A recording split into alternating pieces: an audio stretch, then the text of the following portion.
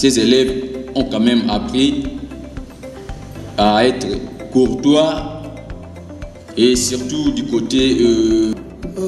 La formation que nous avons apprise, en tout cas les motocyclistes ont tellement changé leur comportement vis-à-vis de la société maintenant.